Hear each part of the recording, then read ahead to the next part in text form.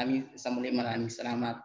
At sa muli ay magandang umaga sa ating lahat, mga minamahal kong mga kapatid, sa pangalan ng Diyos at sa pangalan ng ating Panginoong Jesucristo. Ang napili kong aral ay ibabahagi ang about sa sulat ni Apostol Pablo sa mga taga-Galacia. Ang Galacia, Kapitulo 5. Na ang tema ng ating readings ay Let us walk in the Spirit. Lumakad tayo na ayon sa Espiritu.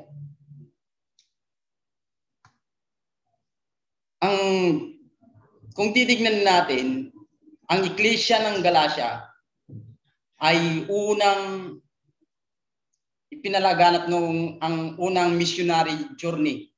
Ang Paul founded the Galatian churches on his first missionary journey.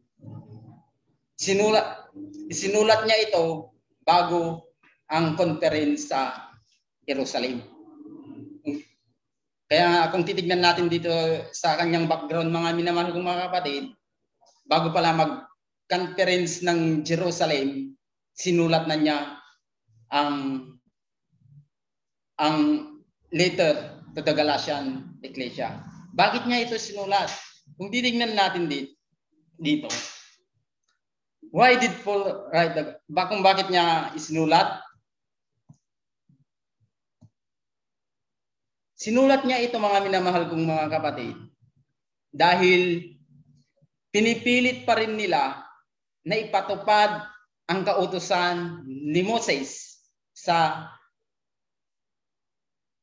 Iglesia ng Galacia, sa mga Christian Galatian. Halimbawa, na dapat, ang sinasabi nila, pinapatupad pa rin nila hanggang sa araw na yun, ay dapat lahat matuloy muna sila upang sila ay maligtas. At gayon din, at isa pang naging problema, may ibang sa Acts, kung ating babasahin, sa Acts chapter 15 verse 1, na ganitong sinasabi, mga minamahal kong mga kapatid. Sinabi niya dito,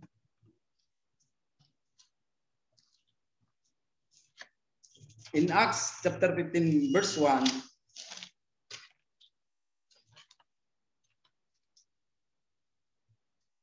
at may ibang mga taong nagsilusong mula sa Judea na nagsipagturo sa mga kapatid na sinasabi, maliban na kayo mga tuli ayon sa kaugalian ni Moses, ay hindi kayo maliligtas. Pinipilit pa rin nila itong about sa pagtutuli.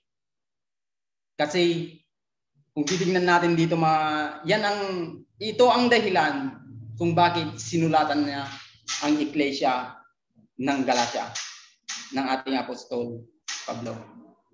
Ngunit kung titingnan natin dito sa ating binasa, sa verse 2 and 3 ng ating readings, sinabi niya, narito akong si Pablo ay nagsasabi sa inyo, kung inyong tinanggap ang pagtutuli, ay wala kayong mapipakinabangan ng anuman kay Kristo.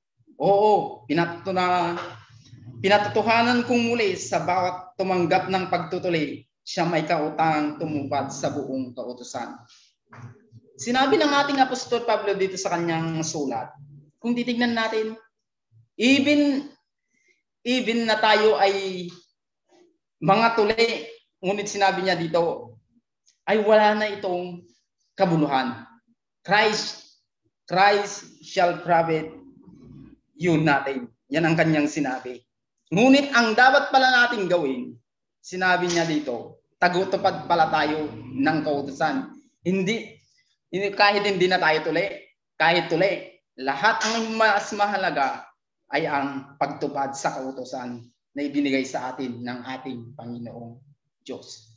Kung titingnan natin, sinabi niya in verse 6 ng ating readings, sapagkat kay Kristo Isus, kahit ang pagtutuli ay walang kabuluhan, kahit man ang di pagtutuli, kundi ang pananampalataya na gumagawa sa pamagitan ng pag-ibig. Yan ang kanyang ibig sabihin, mga kapatid. Kaya nga kung titignan natin doon sa kanina, ang naging problema talaga, ipinipilit pa rin nila ang sumunod sa bago ka raw maligtas, dapat magpatuloy ka muna.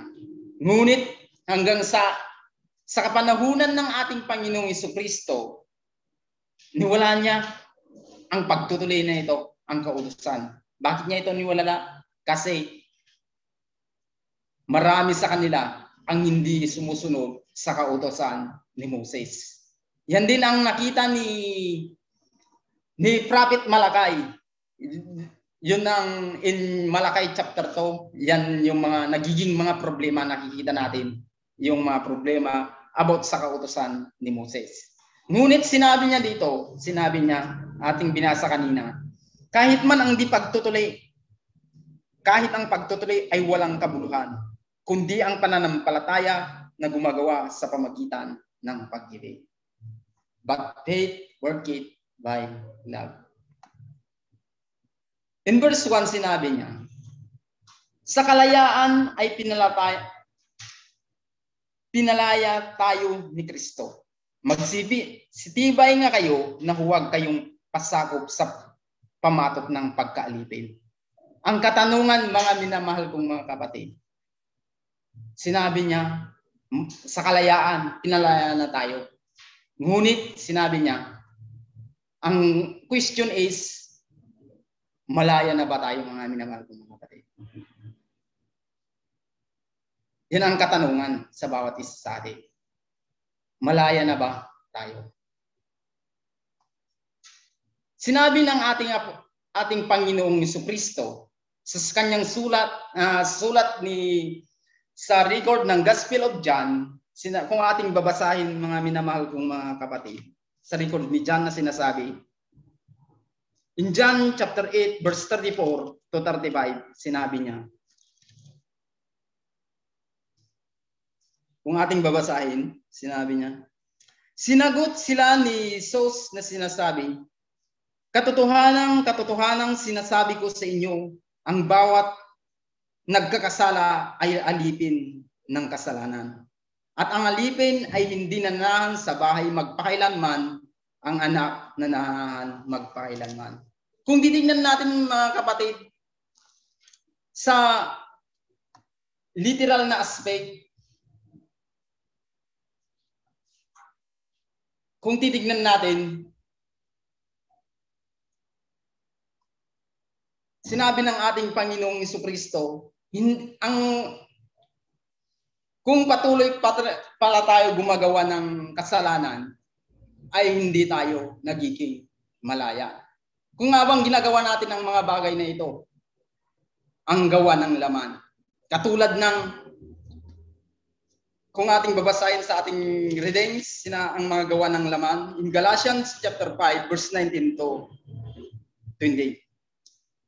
Sinabi niya, at hayag ang gawa ng laman sa makatwid bagay ay ang mga ito. Pakikiapid, karumihan, kalibugan, pagsamba sa Diyos-Diyosan, pangkukulam, mga pagtataniman, mga pagtatalo, mga pagninibugpo, mga pagkakaalitan, mga pagkakampi-kampi, mga kabahabahagi, mga hidwang pananampalataya, mga kapanaghilian, mga paglalasing, mga kalayawan, at ang mga katulad na ito. Na tungkol sa mga bagay na ito ay aking ipinapaunang ipalala sa inyo, tulad sa aking pagpapalala ng una sa inyo na ang mga nagsisigawan ng mga gayong bagay ay hindi magsisipagmana ng kaharian ng Diyos. Kung titingnan natin dito, mga kapatid, at ang mga katulad nito, which marami pa yung gagawa ng talaga ng laman, mga minamahal kong mga kapatid. Kung titingnan natin, kung sasabihin natin tayo ba'y malaya na,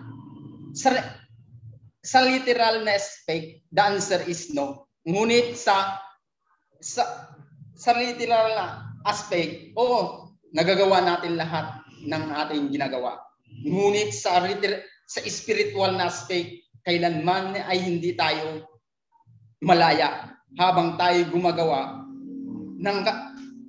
kapag tayo ay nakagawa ng kasalanan sa mata ng ating Panginoong Diyos kung hindi tayo magbabago.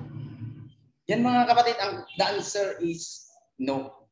Kung patuloy tayo, na hindi tayo, kung ang ating pagbabago ay kung patuloy pa rin natin ginagawa ang naayon sa laman, mga minamahal kong mga kapatid. Sinabi niya in James chapter 4 verse 4, kung ating babasahin mga minamahal kong mga kapatid. In James chapter 4 verse 4, sinabi niya,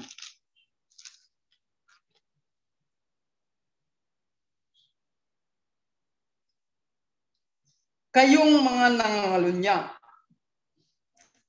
hindi ba ninyo nalalaman ang pakikipagkaibigan sa sanglibutan ay pakikipag-away sa Diyos? Sino man mag-ibig na maging kaibigan ng sanglibutan ay nagiging kaaway ng Diyos. Kung titingnan natin sa English, dinublin nga pa niya yung adulterers and adulteresses. Sa English, mga minamahal kong mga kapatid. Yan ang kanyang sinabi. Ang pag-ibig pala sa sanglibutan, kung ginagawa natin ang gawa ng sanglibutan or ang gawa ng laman, ay patuloy tayo pala ay nagiging kaaway ng ating Panginoong Diyos, mga minamahal kong mga kapatid. Kaya sinabi niya, sapagkat ang nasa sanglibutan ay ang pita ng laman, ang pita ng mata, at ang kapalaluan sa buhay ay hindi sa Ama, ngunit sa sanglibutan. Mababasa natin sa John chapter 2, verse 16, mga minamahal kong mga kapatid. Lahat ito na ating ginagawa, kung walang pagbabago sa ating buhay, tayo ay nagiging kaibigan ng sanglibutan.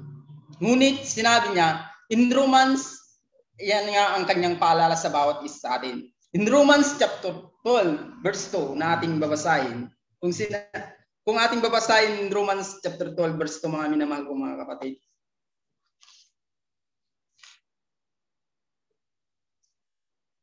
Kung ating babasahin, in verse 2, huwag kayong magsiayon sa sanglibutang ito, kundi mag-iba kayo sa pamagitan ng pagbabago ng inyong pag-isip, upang mapatunayan ninyo kung alin ang mabuti at kaaya-aya at lubos na kalooban ng Diyos. That might be ye be transformed by renewing of our mind. Yan ang paalala ng ating Panginoon, ng ating Apostol Pablo sa kanyang sulat sa Roma Kapitulo 12, versikulo 2. Sinabi niya, even sa ating Panginoong Hesukristo, ipinanalang niya sa bawat isa sa atin, even of the great high priest prayer, our Lord Jesus Christ said in the Gospel of John, in John chapter 17, verse 14 to 16, mga kapatid, kung ating babasahin, sinabi niya. In John, kung ating babasahin, 14 and 16, sinabi niya dito,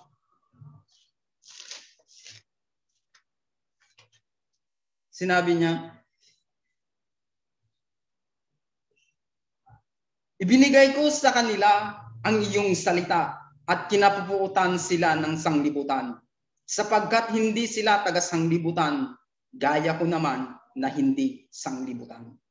Hindi sila taga-sanglibutan, na gaya ko naman na hindi taga-sanglibutan. Alam natin, mga minamahal kong mga kapatid, na habang tayo nabubuhay, inalayo, noong tayo ay tinanggap ang salita ng ating Panginoong Diyos, nabautismuhan tayo sa pangalan ng ating Panginoong Hesukristo, kaya nga't sinasabi niya, pinagkaisa niya tayo sa ating Amang Diyos, na dapat pinapalalangin niya na dapat tayong humiwalay sa sanglibutan. Kasi hindi tayo sa sanglibutan, mga minamahal kong mga kapatid. Kapag tayo taga-sanglibutan, ano ang mangyayari sa atin, mga minamahal kong mga kapatid? Tayo ay, sinabi na ating binasa kanina in James chapter 4, tayo magiging kaaway ng ating Panginoong Diyos. Yan, kung titignan natin, di ba napakaganda yung kanyang sinabi ng kanyang panalangin na hindi kayo taga-sanglibutan, gaya ko naman na hindi taga-sanglibutan. Bakit sinabi niya ito, mga minamahal kong mga kapatid? Ngunit nabubuhay tayo dito sa mundong ibabaw. Ang kanyang ibig sabihin, iwalay natin ang ating sarili sa sanglibutan. Ang paggawa sa kalooban ng laman. Yung ating binasa kanina, mga kapatid, sa gawa ng laman. Kaya nga kung hindi tayo taga-sanglibutan, dapat nating sundin ang ating Panginoong Hesukristo at siya ang magiging halimbawa natin habang tayo lumalakad dito sa mundong ibabaw. Kung ating babasahin in 1 Peter chapter 2 verse 21 to 23 na ganito ang sinasabi, mga minamahal kong mga kapatid. Sinabi niya in 1 Peter chapter 2 verse 21 to 23, sinabi niya,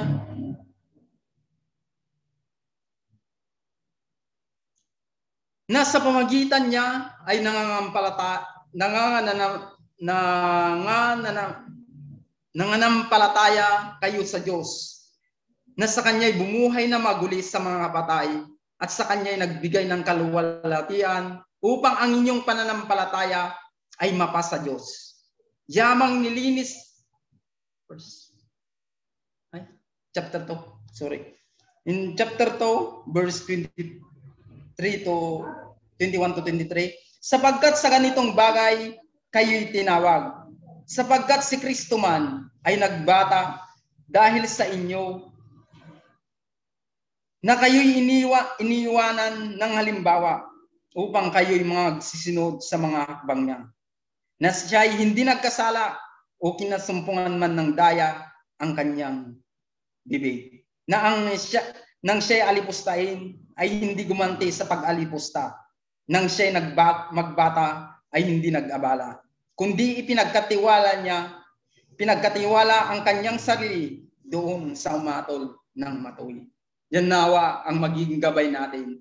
Kasi pag pinalangin niya tayo, mga minamahal kong mga kapatid, na hindi tayo taga-sanglibutan, sundin natin ang ating Panginoong Hesukristo at maging halimbawa siya sa lahat ng araw ng ating buhay. Sapagkat sinabi niya sa ating readings, in verse 13 sinabi niya ng ating readings in Galatia. In Galatian sinabi niya dito, in verse 13, sapagkat kayo'y mga kapatid ay tinawag sa kalayaan, huwag lamang gamitin ninyo ang kalayaan upang magbigay ng kadahilanan sa laman, kundi sa pamagitan ng pag-ibig ay maglingkuran kayo. Yan mga kapatid, sinabi niya, oo, tayo malaya kung ginagawa natin ang kalooban ng ating Ama. Kasi ang kalayaan sa bawat isa sa atin, kapag tayo gumagawa ng kasalanan sa harapan ng ating Panginoong Diyos, kailanman ay hindi tayo nagiging malaya. Magiging malaya tayo kung gumagawa tayo ng kalooban ng ating Panginoong Diyos. Sinabi niya, if we live in the Spirit, let us walk in the Spirit and do the work of the Spirit. Gawa ng Espiritu, mga minamahal kong mga kapatid. Ang joy in verse 22 to 23, sinabi niya, ang bunga ng Espiritu ay pag-ibig, katuwaan, kapayapaan, pagpapahinood, kagandaang loob, kabutihan, pagtatapad, kaamuan, pagpipigil laban sa gayong bagay ay walang kautusan. There is no law. Kung titignan natin, wala itong kautusan. Bakit? Kasi nananahan tayo sa pag-ibig ng ating Ama. Lumalakad tayo sa Espiritu. Hindi tayo lumalakad. Kung ito ang nilalakad natin, mga kapatid, magkakaroon tayo ng kapayapaan at magkakaroon tayo ng tunay na kalayaan. Kasi sinabi niya, against such, there is no law. Kung gagawin natin ang mga bagay na ito. Ang daan kasi ng laman, halimbawa, ay tinatawag itong sumpa. Cursing. The ways of the place is cursing. Sinasabi niya in Proverbs chapter 14 verse 12, sinabi niya, may daan na tila matuwid sa isang tao, ngunit ang dulo niyaon ay daan ng kamatayan. There is a way which seemeth right unto man, but the end thereof are the ways of death. Ibig sabihin, eternal punishment. In Matthew chapter 25, verse 46. Sinusumpa pala tayo mga kapatid. Oo, kung gagawin natin, sinusundin natin ang paggawa ng laman, ang gawain ng laman na sinasabi, matagal na pala tayong sinumpa kung patuloy tayong gumagawa na ayon sa laman. In Galatians chapter 5 verse 19 to 22. Kung patuloy natin itong gagawin mga kapatid, may daan na tila matuwid sa tao, ngunit ang dulo pa niyon ay kamatayan. Kaya nga kung titignan natin, kapag sinunod natin ang daan ng Espiritu, magkakaroon tayo ng biyaya o pagpapala. Sinabi niya in Deuteronomy, kung ating babasahin in Deuteronomy chapter 30 verse 15 to 20, sinabi niya, mga minamahal kong mga kapatid. In Deuteronomy chapter 30 verse 15 to 20, na ganitong sinasabi. Sinabi niya,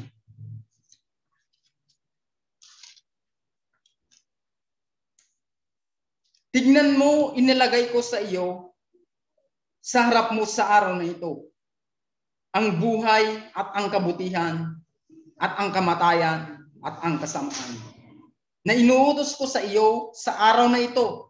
Ibigin mo ang Panginoong mong Diyos, lumakad ka sa kanyang daan, tuparin mo ang kanyang mga utos at ang kanyang mga palatuntunan at ang kanyang mga kahatulan, upang ikaw ay mabuhay at dumami, at upang pagpalain ka ng Panginoong mong Diyos sa lupain na iyong pinasok upang arihin. Ngunit kung ang iyong puso ay lumiko at hindi mo didinggin, kung ikaw ay maliligaw ka at samba ka sa ibang Diyos, ay maglingkod ka sa kanila, ay aking pinatutunayan sa inyo sa araw na ito, na kayo tunay na malilipon. Hindi ninyo palalaunin ang inyong mga araw sa ibabaw ng lupain na inyong ipinatawid ng Jordan upang pumasok na ariin. Aking tinawag ang langit at ang lupa, maging saksi laban sa araw na ito, na aking inilagay sa harap mo ang buhay at ang kamatayan, ang pagpapala at ang sumpa. Kaya't piliin mo ang buhay upang ikaw ay mabuhay at ikaw at ang iyong binhi. Na iyong ibigin ang Panginoong mong Diyos, na sundin ang kantinig at lumakip sa Kanya, sapagkat Siya ang iyong buhay at ang kalaunan ng iyong mga araw, upang matahanan mo sa lupain na isinumpa ng Panginoon sa araw ng mga magulang kay Abraham, kay Isaac at kay Jacob, na ibinigay sa kanila. Kaya nga't kung titignan natin, mga minamahal kong mga kapatid, piliin natin ang buhay. Just like, kagaya ng, kasi pag pinili natin ang ways of the flesh, wala, sumpa ang maging karapat natin, mga minamahal kong mga kapatid. Ngunit pag pinili natin ang ways of the Spirit, ay ito ay magiging blessing sa bawat isa sa atin. Nang katapusan ay ang buhay na walang hanggan. In Matthew chapter 25 verse 46, mga minamahal kong mga kapatid. Kung titignan natin dito, narito sa bawat isa atin kung ano ang dapat nating piliin. Malaya tayo gumagawa ng anumang gawain. Ngunit mananatili tayo sa paggawa na ayon sa kalooban ng ating Panginoong Diyos. Habang tayo nakikipagbaka dito sa mundong ibabaw na punong-puno ng kasamaan, lagi nating nawang alalahanin na kagaya sundin natin ang ating Panginoong Jesucristo. Lagi nating itatak sa ating mga puso't isipan na kailanman ay hindi tayo taga-sanglibutan. Kasi kapag tayo nagiging taga-sanglibutan, tayo nagiging kaaway ng Diyos. Kaya nga't mga minamahal kong mga kapatid, sa araw na ito, tatanggap naman po tayo ng spiritual na bagay na walang iba ang tinapay at ang pino na sumisimbolo sa pagmamahal ng ating Panginoong Jesucristo sa bawat isa sa atin.